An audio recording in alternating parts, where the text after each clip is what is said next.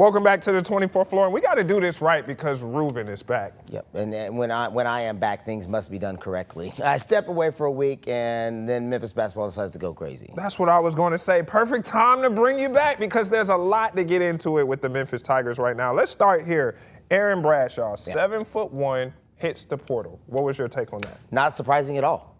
Not surprised because you've got new assistants, you got a GM. So what people aren't putting into place with this stuff is they think, well, you got to get a new staff, you're going to get a new team, you might be an integral part to that. Yes, but his money.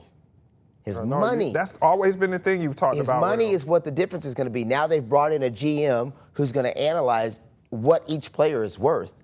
So you might have come in at X amount of dollars, second highest paid player on the roster, I believe. Yeah. But my guess is they brought him in and said, if you want to stay, you got to take a pay cut. And he was like, nah. And he probably said, but I don't think he'll get as good as what he has in Memphis because now you'll be talking about a guy who's on like his third spot? Yeah, it's his third. Because he was at Ohio State. He was originally a Kentucky commit. Then he went to Ohio State, didn't work out there, and then came to Memphis. Yeah, but I mean, people are going to jump at him because he's 7'1". He's 7'1". He's gonna get money from somebody. He had a window where he was really effective, but I don't know what I would categorize his time at Memphis. What would you say? Would you say it's a disappointment? I would say disappointing. You're 7'1". You average 8 points a game. You average 4 rebounds a game. 7'1". I can get 4 rebounds right now. Brother, 7 foot tall, and you can't get but 4 rebounds. You played 20 minutes a game, and you got 4 boards. Memphis fans be going through it with Jaren Jackson. Get your butt on the block and grab a board, bro. So, yes, it does not shock me at all that he's in the transfer portal. It may be that the style of play may be going to change for Memphis, and maybe that's why he wasn't going to be a good fit. But my guess is going to be that staff sat down, the GM sat down and said, here's how much we can afford to pay this dude if you want to keep him. And he may have said, let me go see if I can test free agency and make more money. Let's talk about some other portal stock. Now, Memphis misses out on DJ Wagner. He's from Arkansas. He's a local kid. Misses out. Why people keep saying misses out on him? I don't think you can say because he was a local kid. So, he's an SEC player who got run at Arkansas.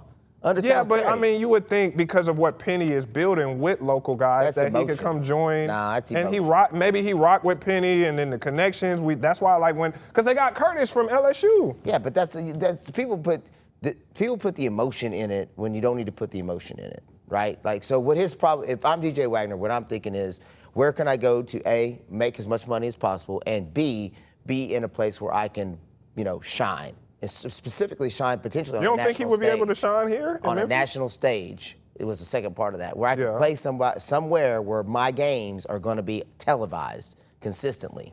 So the conference matters because of that. That's the benefit of if Memphis ever gets out of the American and gets to the Big 12 or something like that, is that the games get televised more. Instead of being on ESPN Plus or on the ESPN app. Or ESPN 2. Yes. I mean, ESPN 2 is probably the ceiling of what you see Memphis basketball games. Now you're on major prime time network television playing. And I think that's a factor when it comes to your ability for draft status and improving your stock and all that stuff.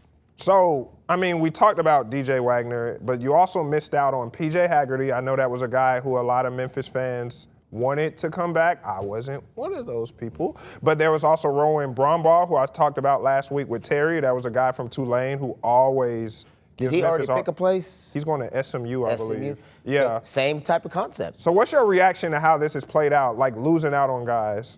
I don't know. So I don't know that the term losing out is correct because none of those guys, if you want to say you might be losing out on somebody, it'd be somebody that you had on your roster that you were in the mix to keep. And I lost him to somebody else. Not if you're a finalist and you're... It's free agency, bro. Like, you're not losing out. You're just because I put my name in the hat and say, hey, are you interested? I'm not necessarily losing out. They may have never been a serious contender. Memphis may have never been a serious contender for some of these kids. And because of that, it's just a different situation to be able to say whether or not that actually would have happened. I think that Memphis has a new structure of how they got to do it. Part of that is they've got to get their GM is in place, and now there are parameters around how this has to work. And I think everybody has to take that and take stock into that when these GMs come in, they start grading players based on that board and start talking about how much money they can actually give them. Yeah. It's a lot more fiscal responsibility than it has been in the past. So something I think that they are doing better now that they have a GM in place is getting better at filling those roster spots. They've got 8 roster spots filled right now. You've got guards like Julius Stedford, local guy. You got Cummings from Pittsburgh. He averaged about 12.5 points a game. You got Cello Jackson. Then on the wings, you got guys like Vavers, who's a dead-eye shooter from Washington State. You got Ding. You got Parker Pounds. That was a big one, getting him from Briarcrest, one of the best shooters in the area. Some size with William Wharton, Fred Smith Jr. We talked about him last week. You got a few local guys in there. So when you look at that group, what do you actually like from what Penny has decided to kind of put together?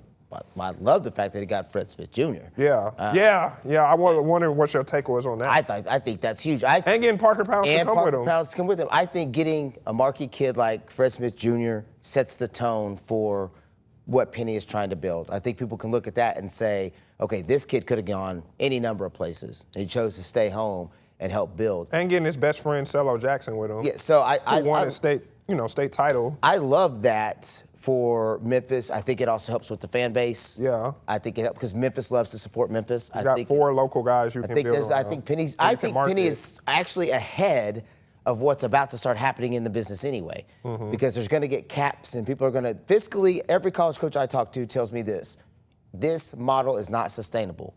Mm-hmm. They are all working in the red. None of them are making money. Mm-hmm. So all of their athletic departments are working in the negative. So what we're doing right now is not fiscally sustainable.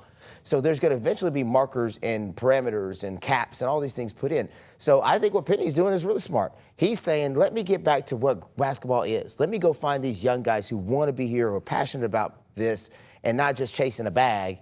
And let's grow this thing. Let's build a foundation. Yeah, it's a strong foundation. Then if you get 4 local guys, excuse me, and 2 of them leave, you still got a core of your foundation. So last thing I'll say, and then we'll close. What do you think is missing from this team? Like as he continues doing roster building, what do you look at and be like, okay, this is what's missing? I mean, you probably do need another you need a rebound, because you are losing, even though you did 4 a game. Some size helps, especially whenever you end up having to play other people with size. Even if you don't play with a big inside out like normally, if you're having to play somebody who does, you need that size for rebounding and defense. Because I always tell people, you can hang with them guard to guard in the first half. It's the rebounding in the second half. When you get tired, that's where the difference is usually made in the game. So that would say that'd be the only. Right now he's got all the other pieces, and I think Memphis is going to be substantially better next year. Yep, a lot to figure out, but a lot of time left for Penny Hardaway to shape this roster. Yeah, so again, what I've seen so far has been good. What I've seen so far has been, and if it's me, I'm not worried about who they're missing out on the portal. I'm looking at it and saying, well, do you really want to waste that money again, or are you going to put that money somewhere else? We will find out. This thing is far from finished. We'll be right back on the 24th floor with the best thing I saw.